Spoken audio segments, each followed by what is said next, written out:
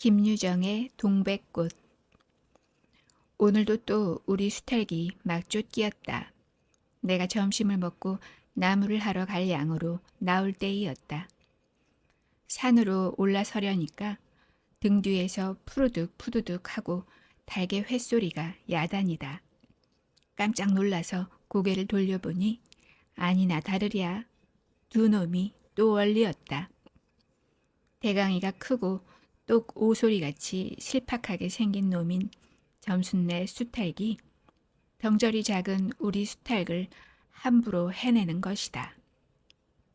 그것도 그냥 해내는 것이 아니라 푸드득하고 면두를 쪼고 물러섰다가 좀 사이를 두고 또 푸드득하고 모가지를 쪼았다. 이렇게 멋을 부려가며 여지없이 닦아놓는다.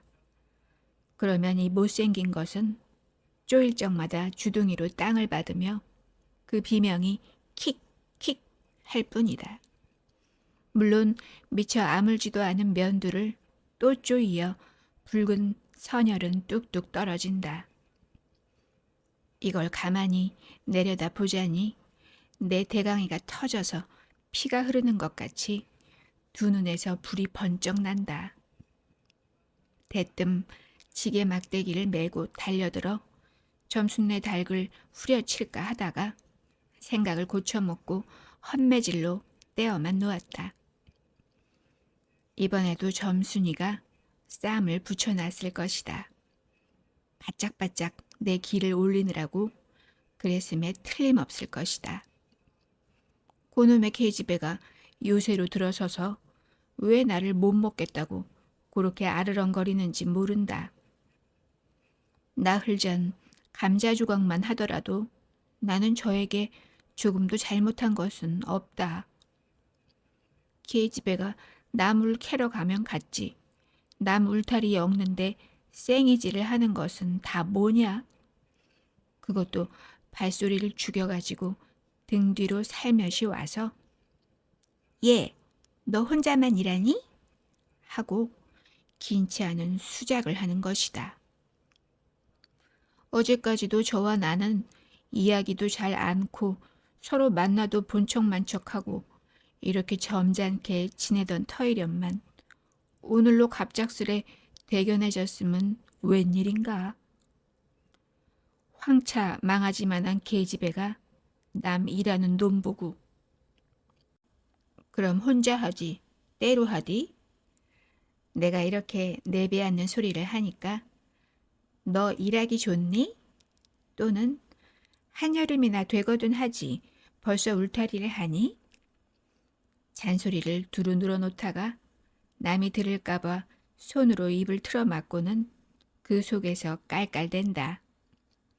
별로 우스울 것도 없는데 날씨가 풀리더니 이놈의 계집애가 미쳤나 하고 의심하였다. 게다가 조금 뒤에는 제 집게를 할금할금 돌아보더니 행주 치마에 속으로 꼈던 바른 손을 뽑아서 나의 턱 밑으로 불쑥 내미는 것이다. 언제 구웠는지 아직도 더운 김이 회 끼치는 굵은 감자 3개가 손에 뿌듯이 쥐었다. 네 집엔 이거 없지? 하고 생색 있는 큰 소리를 하고는 제가 준 것을 남이 알면은 큰일 날 테니 여기서 얼른 먹어버리란다. 그리고 또 하는 소리가 너 봄감자가 맛있단다. 난 감자 안 먹는다. 너나 먹어라. 나는 고개도 돌리려지 않고 일하던 손으로 그 감자를 도로 어깨너머로 쑥 밀어버렸다. 그랬더니 그래도 가는 기색이 없고 뿐만 아니라 새근새근하고 심상치 않게 숨소리가 점점 거칠어진다. 이건 또 뭐야 싶어서 그때서야 비로소 돌아다 보니 나는 참으로 놀랐다. 우리가 이 동리에 들어온 것은 근 3년째 되어 오지만 여태껏 가무잡잡한 점순이의 얼굴이 이렇게까지 홍당무처럼 새빨개진 법이 없었다. 게다 눈에 독을 올리고 한참 나를 요렇게 쏘아보더니 나중에는 눈물까지 어리는 것이 아니냐. 그리고 바구니를 다시 집어들더니 이를 꼭 악물고는 엎어질 듯 자빠질 듯 논둑으로 휑하게 달아나는 것이다. 어쩌다 동네 어른이 너 얼른 시집 가야지 하고 웃으면 염려 마서유. 갈 때 되면 어련히 갈라고.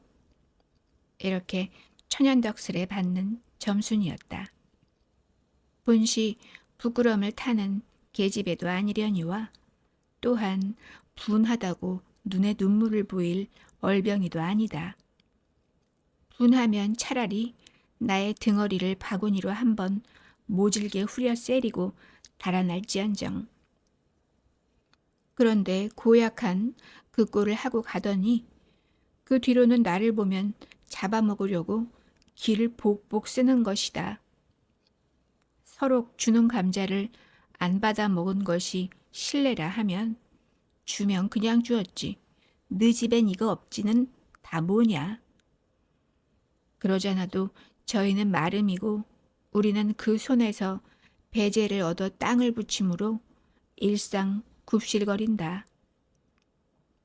우리가 이 마을에 처음 들어와 집이 없어서 곤란으로 지낼 때 집터를 빌리고 그 위에 집을 또 짓도록 마련해 준 것도 점순네의 호의였다. 그리고 우리 어머니 아버지도 농사 때 양식이 달리면 점순네한테 가서 부지런히 구워다 먹으면서 인품 그런 집은 다시 없으리라고 침이 마르도록 칭찬하곤 하는 것이다. 그러면서도 17씩이나 된 것들이 수근수근하고 붙어 다니면 동리에 소문이 사납다고 주의를 시켜준 것도 또 어머니였다. 왜냐하면 내가 점순이하고 일을 저질렀다가는 점순내가 노할 것이고 그러면 우리는 땅도 떨어지고 집도 내쫓기고 하지 않으면 안 되는 까닭이었다. 그런데 이놈의 계집애가 까닭 없이 기를 복복 쓰며 나를 말려 죽이려고 드는 것이다. 눈물을 흘리고 간 다음날 저녁 나절이었다. 나무를 한 짐 잔뜩 지고 산을 내려오려니까 어디서 닭이 죽는 소리를 친다. 이거 네 집에서 닭을 잡나? 하고 점순내 울 뒤로 돌아오다가 나는 고만 두 눈이 둥그레졌다. 점순이가 저희 집 봉당에 홀로 걸터 앉았는데 이게 치마 앞에다 우리 씨암탉을 꼭 붙들어 놓고는 이놈의 닭 죽어라 죽어라 요렇게 안팡스레 패주는 것이 아닌가. 그것도 대가리나 치면 모른다마는 아주 알도 못 낳으라고 그 볼기짝개를 주먹으로 콕콕 쥐어박는 것이다. 나는 눈에 쌍심지가 오르고 사지가 부르르 떨렸으나 사방을 한번 휘돌아 보고야 그제서 점순이 집에 아무도 없음을 알았다. 잡은 참지게 막대기를 들어 울타리에 중턱을 후려치며 이놈의 계집애 남의 닭 알 못 낳으라고 그러니? 하고 소리를 빽 질렀다. 그러나 점순이는 조금도 놀라는 기색이 없고 그대로 의젓이 앉아서 제 닭 가지고 하듯이 또 죽어라 죽어라 하고 패는 것이다. 이걸 보면 내가 산에서 내려올 때를 겨냥해가지고 미리부터 닭을 잡아 가지고 있다가 너부란 듯이 내 앞에 죄지르고 있음이 확실하다. 그러나 나는 그렇다고 남의 집에 뛰어들어가 계집애하고 싸울 수도 없는 노릇이고 형편이 썩 불리함을 알았다.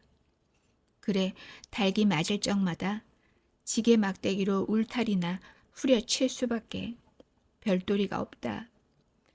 왜냐하면 울타리를 치면 칠수록 울섭이 물러앉으며 뼈대만 남기 때문이다. 하나 아무리 생각하여도 나만 믿지는 노릇이다. 야 이년아, 남의 닭 아주 죽일 터이냐? 내가 도끼 눈을 뜨고 다시 꽥 호령을 하니까 그제야 울타리께로 쪼르르 오더니 울 밖에 섰는 나의 머리를 겨누고 닭을 내 팽개 친다.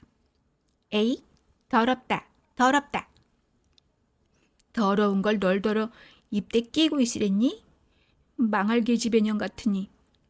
하고 나도 더럽단 듯이 울타리깨를 힝하니 돌아내리며 약이 오를 대로 다 올랐다 라고 하는 것은 암탉이 풍기는 서슬에 나의 이마빼기에다 물지똥을 찍 깔겼는데 그걸 본다면 알집만 터졌을 뿐 아니라 골병은 단단히 든 듯 싶다.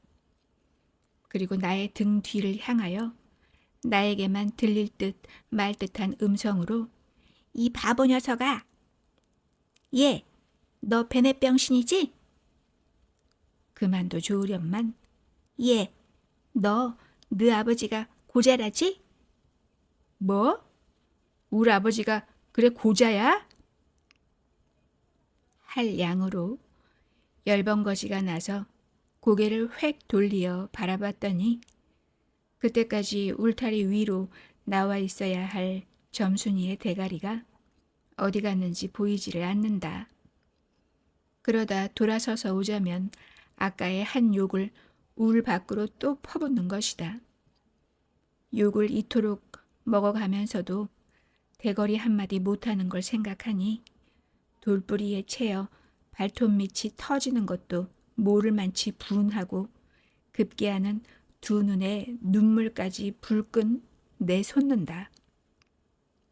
그러나 점순이의 침해는 이것뿐이 아니다.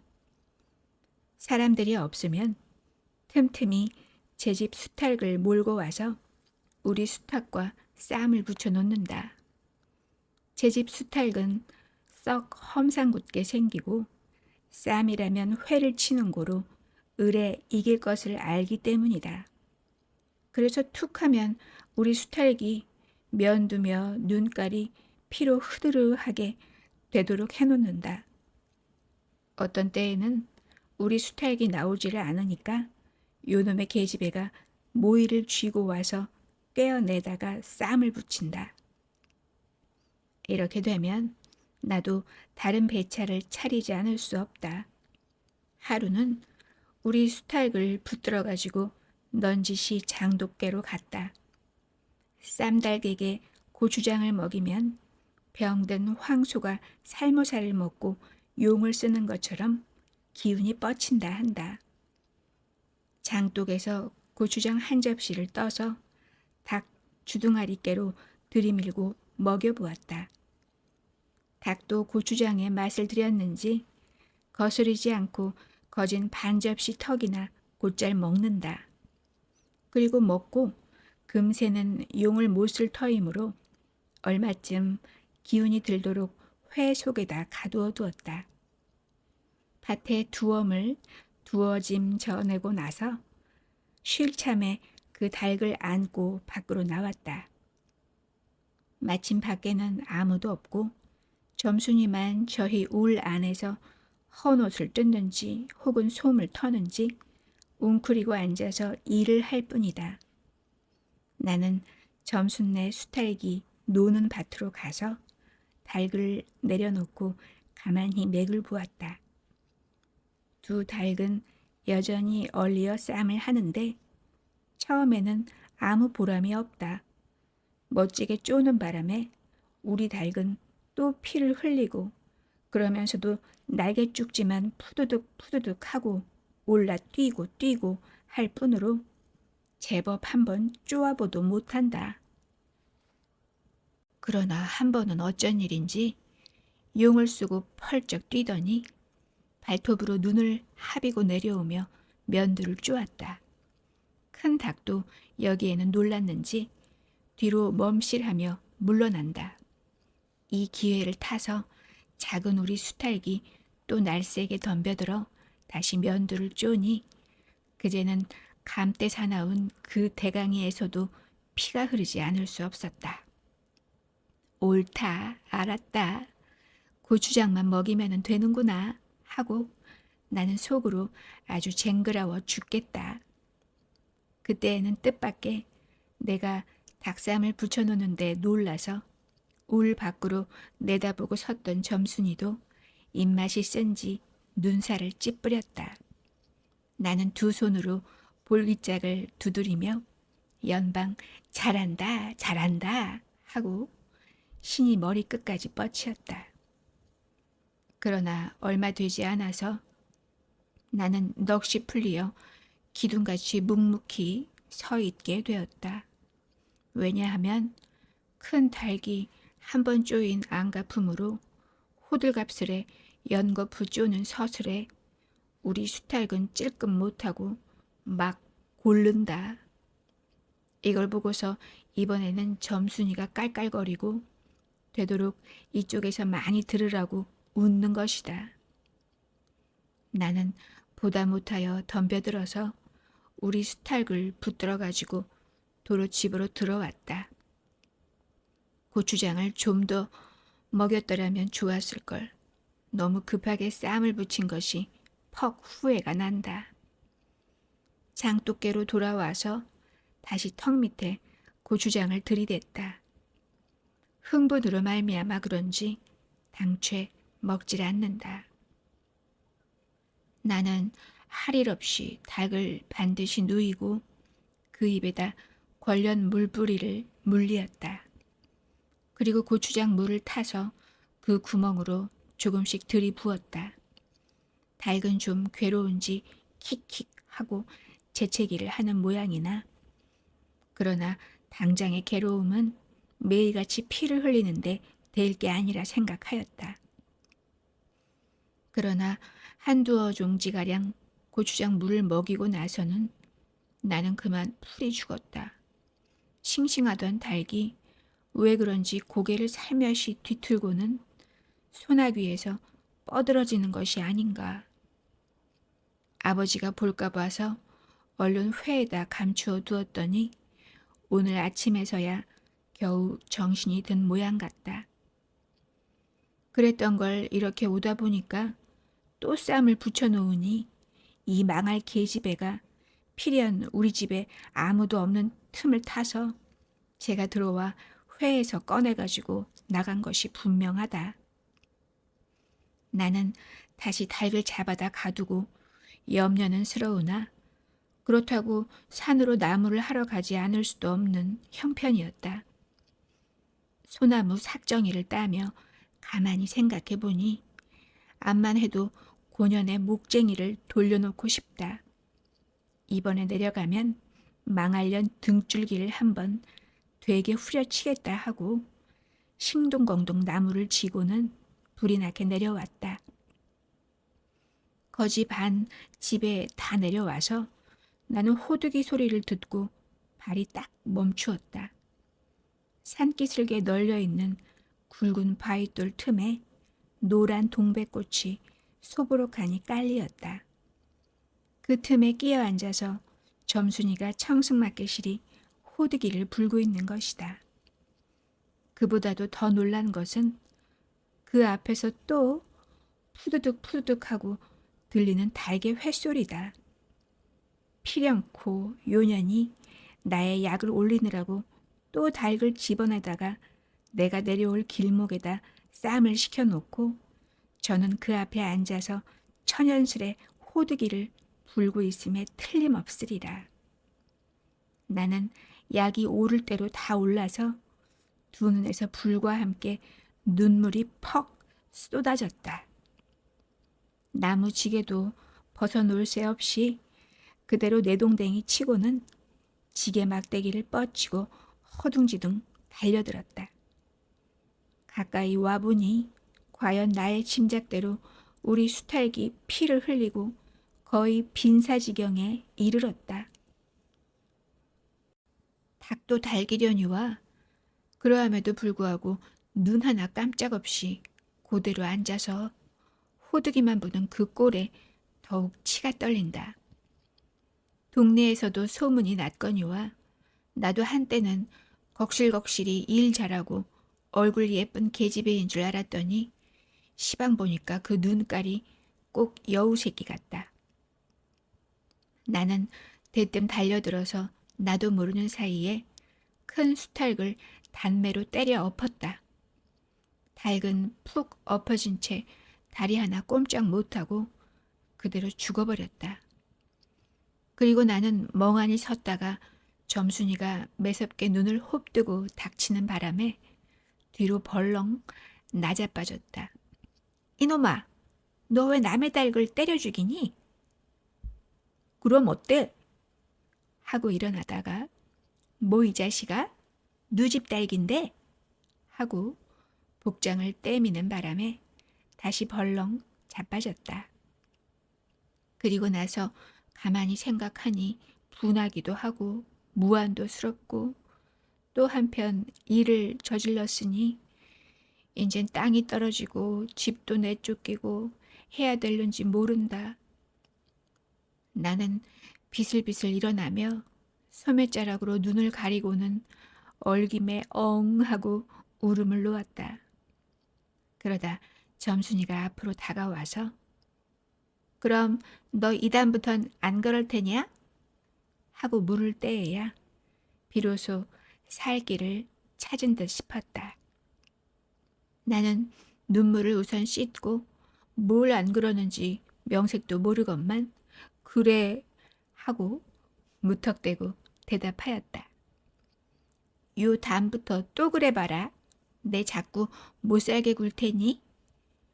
그래 그래. 이젠 안 그럴 테야.